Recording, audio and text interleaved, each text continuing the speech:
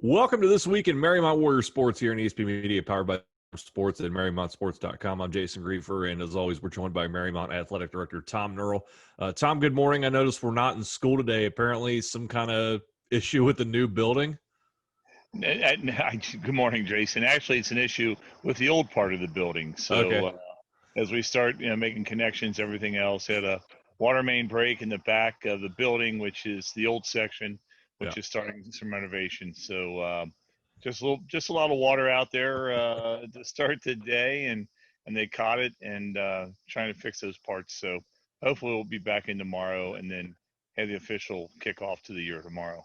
Just seems like 2020 just is the gift that keeps on giving in that respect, I guess. It just never stops. Yeah, exactly.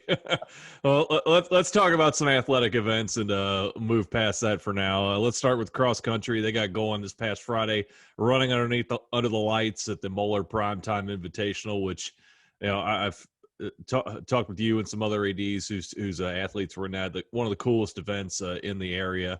Talk to us about that and how some of your runners performed. Yeah, it is a really neat event, especially for a kickoff for the beginning of the year. They have a number of lights, all over the course, just lighting the course up. They get to run the first race of the year. It's a little bit cooler in the evening, and then it was a great night to run on Friday as that front moved through. So our runners did a great job. Boys and girls did an outstanding job. Lily Bauer, following up on her freshman year from last year, led all runners in our portion of the race with a first place finish. Elise Kelly was third. Bridget Gilmore took 10th. Haley Zuckerberg finished 12th, and Grace Maleviglu finished 13th. So great start for the girls to start the year. We knew they had a couple runners back, but that's a really good pack for them to start the year with that. And then the boys taking first as well. Again, both teams are well in front of everyone else, and we knew this junior bunch of runners we had for the boys was a strong group with what we had coming back from last year. We talked about that last week. Yeah. Sam Beeler finished second in the race. Bennett Turin finished fourth. Henry Buck 11th. Ben Fonstock 14th, and Martin Eisenhower 15th. And we have a couple soccer players in that group too, so they ran on Friday night, turned around and ran again on Saturday in the soccer game. But just a great start for them. Like we talked last week, we knew both teams are going to be pretty strong. They're out of the gates fast, and then this week they'll be up at Loveland, up at home with the Brave Park to see what we can do this week. When you see these results come in again, you said you had strong teams on both the boys and the girls side. To come out like this in an event like this where there are a lot of really good teams and a lot of really good runners in there, and they still bring home all these results like this, what's your reaction when those results are coming in? Coach Dragovich and Coach Holstegi do a really good job of training the kids over the summer, and they're really cautious about not getting the kids out too fast to a start. You want to peak at the right time, right around towards the end of the season, especially when it's hot. You don't want to wear them down. You don't want to overrun them. But both coaches have been saying all summer that they believe this was a really strong group and that they've been running really good times in the preseason. But to come out like this in the postseason time's pretty good. Just maintain, don't break down during the course of the season. It is a long season, and just keep running. So it was great. Everyone was really excited to hear those results Friday night. Similar kind of story with your with the boys golf team. We've talked about that coming off of a title last year, and they just keep winning, and they keep putting up results, keep putting up low scores. How happy are the coaches with the fact that that the team has not kind of rested on its laurels from last year, not taking that for granted, and they've pushed themselves to take their games even higher this year? It's a great group of guys. They had great camaraderie last year, and then you add a couple pieces this year to the mix, and just to continue on with that is a really good start. They start off to a 7-0 start, 7-1 if you throw Turpin in on the mix, but Turpin was kind of added to a try match, or we were added to a try match for a makeup with Summit Country Day. So when we played them, it wasn't really a scheduled match, but 7-1 if you take that. They lost in a fifth player shootout to to Indian Hill in the CHL preview. They were the best small team in the Madeira Invitational early on. But just that core of that team that's back from last year, Andrew Getchie and Will Glassmeyer and Tom Buchert and Sam Northrop were all there last year.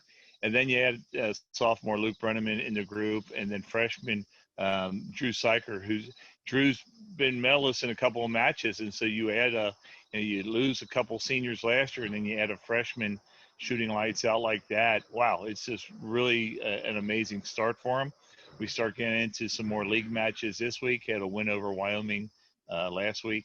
Start getting into some more league matches, and then I think in 2 weeks, I think we have the CHL championship, so we see what happens there, and then it won't be too much longer. We'll be in the sectionals and the districts again. So a really strong group, really good chemistry with this group. So it's really good to see them carry that on.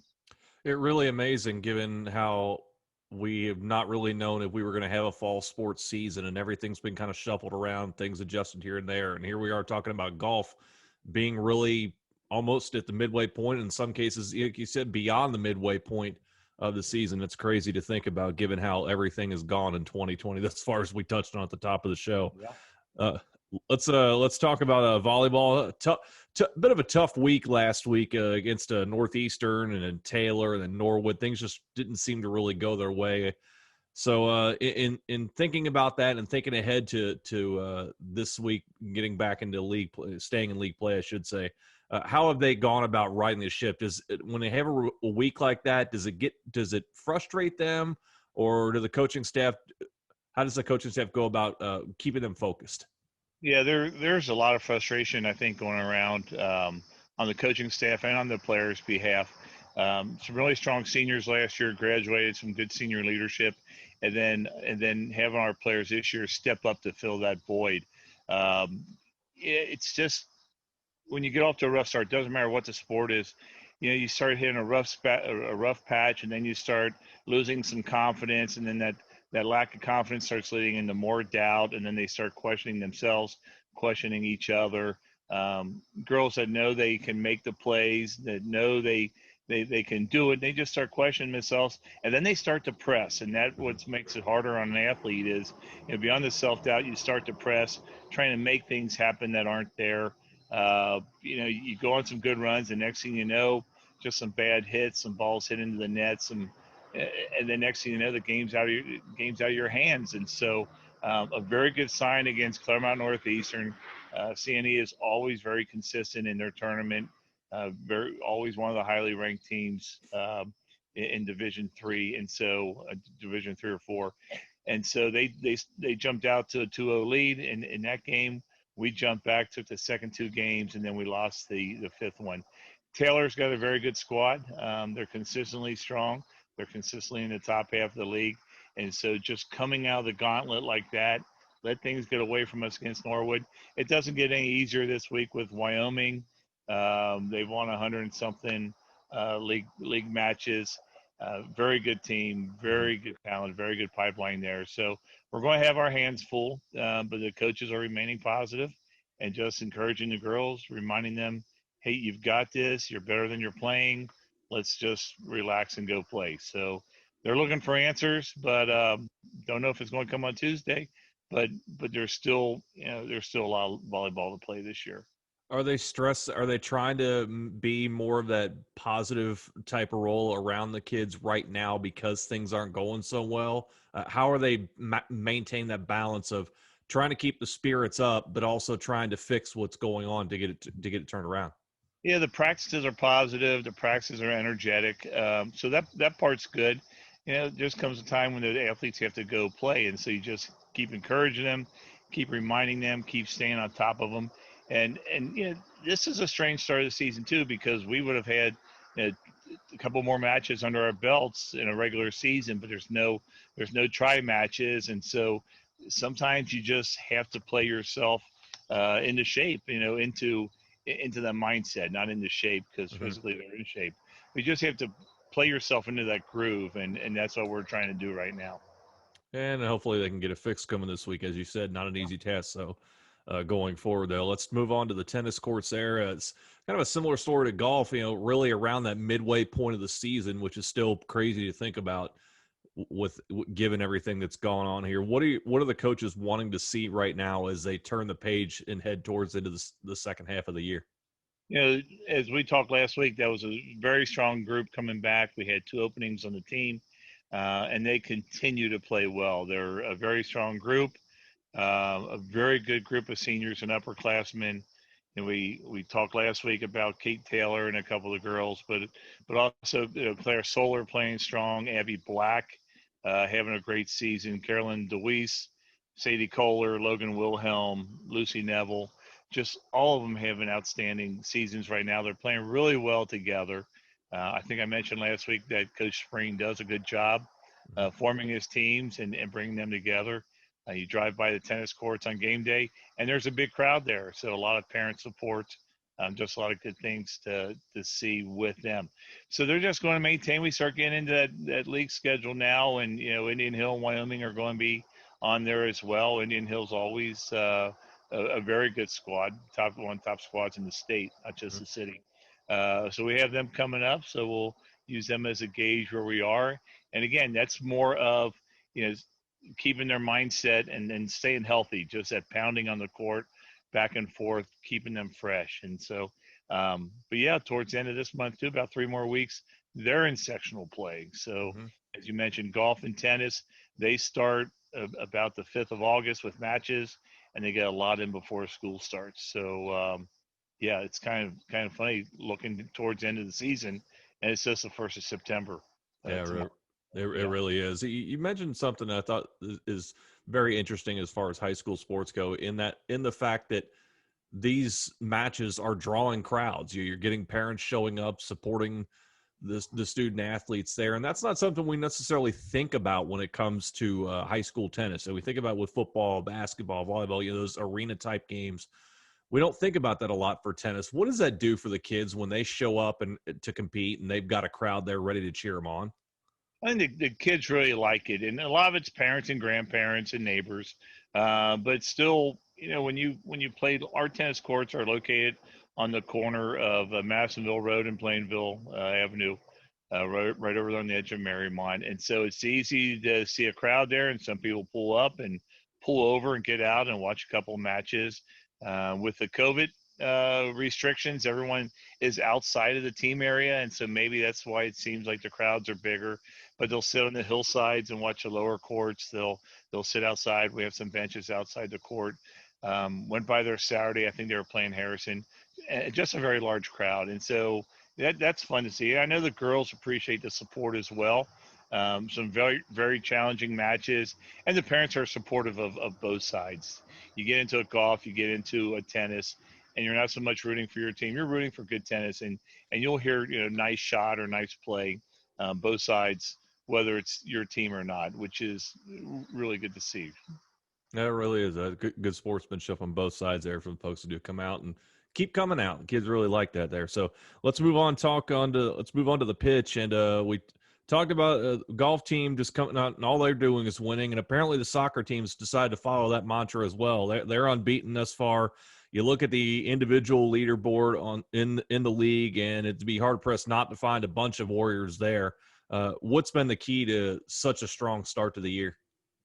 Well, strong rosters for one, and that Talent always helps. helps. You and we've got a lot of senior leadership on both teams too. Yeah. Just a lot of returning players on both sides. We spoke last week. We knew both varsity teams are going to be very strong. We also spoke last week that the beginning of the season is a grind for them. Both teams open up with Seven Hills that's always a consistent program. Both teams played Ross early on, which is a larger school. They play a more physical game. The boys threw in an extra game last week with CHCA and got the win there. And then both teams played Country Day, which are always strong. Country Day coming off a couple state titles on their girls program, and so I think the good thing to see with the girls program is that the scoring is spread around. Mm-hmm. Jordulo and Murphy early on, but then Trich is scoring some goals to get us in some games. McGowan's in the mix. Their defense is outstanding, and everyone says it doesn't matter what the sport is, defense always wins championships. And so, even though they've got two ties, ties seem to be okay in Yeah. soccer against two very quality opponents. So that was good to see with the girls' side, and the boys are scoring and they're spreading it around to everybody, not just Brothers and Kroll, but you see Buck and Chelino and Eisenhower getting assists and goals, Mhm. and it's just that's good. When you get some very strong players, some of the players that were on the watch list early on in the preseason, they're spreading it around as well, and everyone's happy with the scoring. And that's a big key too with a lot of these sports is when you can keep everyone happy with what they're getting so far. It's going to be a big week. We open league play with Taylor this week. Taylor girls with a big win over Ross last week, so that's going to be a challenge as our girls hit the road on Thursday instead of Mhm. Wednesday this week. That's going to be a good league match to open things up. And the boys are home on Tuesday. We talked about all the scoring that's gone around, really on both sides. But the girls have done it maybe a little bit more with defense and looking at the results anyway. And one of the spearheading that is Erica Dewey and Ned. She's tied for the league lead with a couple of shutouts thus far. Now in her junior campaign, what's her maturation process been like now that she's heading towards her senior year next year? Yeah, she did a very good job for us in the net last year, so she had that experience going on. She also had the guidance of her older sister, being on the same squad with them the last couple of years. Now, I guess maybe coming out of the shadow of your older sister, and you're no longer little do. Now you're Yeah. you're Erica, the goalkeeper, and she's got some good defenders in front of her as well. So that always helps, when you're not just standing back there by yourself and knocking shots away. Yeah. And so that back line of the defense is really helping her with that too. But a lot of confidence in the goal. Just a very good job back there. Let's move on and finally talk about football. Brand new era as we've touched on. Brand new coaching staff in place and get a good win in week one, 30-19 over Taylor. You touched on a couple of the guys last week. We would probably be talking about Andrew Glassmeyer goes for over 300 yards and 3 touchdowns. Seth Green goes for over 100 yards on the ground in a score. Good way to start the year. Everybody wants to start off 1-0. Not everybody can do it. You've done it. Now you get Wyoming on the road this coming Friday, and as you know, it's been a long time since you've been able to knock them off. What is it going to take now for this team to get the job done and beat Wyoming? Yeah, there was a lot of confidence gained in that game Friday night against Taylor. Cooper, Malfa, some names that we haven't heard for the last couple of years, getting big catches for us, making big plays for us. Every yard of his 100 that Seth Green got, he earned. Mhm. There was no easy running on that one as the offensive line gets their legs under him this year. So just a lot of confidence builders in that game as well. And we had two drives that stalled. One down to the 3-yard line, went for it on fourth and goal and got stumped, and then the next drive went down and went for it on fourth and goal and came out with no points. And so we could have came out of there with a couple more scores, maybe a little bit more momentum because Taylor went down after that second stop and got a late touchdown. Mhm. So the kids are confident. They knew they were coming out. You got a new coaching staff, a lot of new faces on that coaching staff, and so there's some confidence from the kids in the coaching staff. Even though I don't think the coaches doubted that, a great game plan.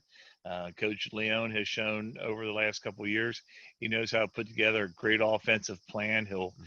come up with some different ideas, and Wyoming's got the outstanding defense. And while they're probably going to watch this podcast at some time, we're not going to give them anything to post on their wall. But Prater's not there, and so Yeah. boy, he did so much, and that's not taking anything away from anyone that's there now. But a lot of times you just have to guard 11, and when you had Prater back there, it was like you're guarding 13, and he brought the passing option, he brought the running option. Just hard to do. We saw Reading had a good game against Wyoming last week, and so our coaches are breaking down film and saying, hey, we have to do things right. We can't give them anything, and if we play our game and hold up our end, we'll see what happens. But a little bit of confidence going in there. This is a rough stretch for the football team. The two biggest, actually the three biggest schools in the league, Taylor, Wyoming, and Indian Hill, to start the season. So we'll see what we have. I guess the kids will rest up a little bit more today, sleeping in with no school, and start that practice plan this afternoon. But it'll be interesting to see. It's at Wyoming. They won't have as big of a crowd with the social distancing, and our folks will make the trip. So it'll be fun to see on Friday night. And it looks, by the forecast, we're not going to be dodging hurricanes, but it looks like some nice fall weather early on this season. So that'll be a great start to the weekend as well. Just between you and I, who's going to win the game? Just us talking here. Just friends. You always take the Warriors, but always take points too. I always tell people, we'll take the points, of course, but yeah, we're going to come out and get some seniors that really want to show off some stuff. So looking forward to a great game. Absolutely, and we'll be looking forward to that, and we'll be looking forward to how everybody else does this week, and hopefully another great show next week. Tom, appreciate the time, and we'll reconvene again next week. Appreciate it, Jason. Have a good week, and we'll talk to you next week. Absolutely. That is Mariemont Athletic Director Tom Nurl joining us this week and each and every week for This Week in Mariemont Warriors Sports here on ESP Media, powered by Sidearm Sports.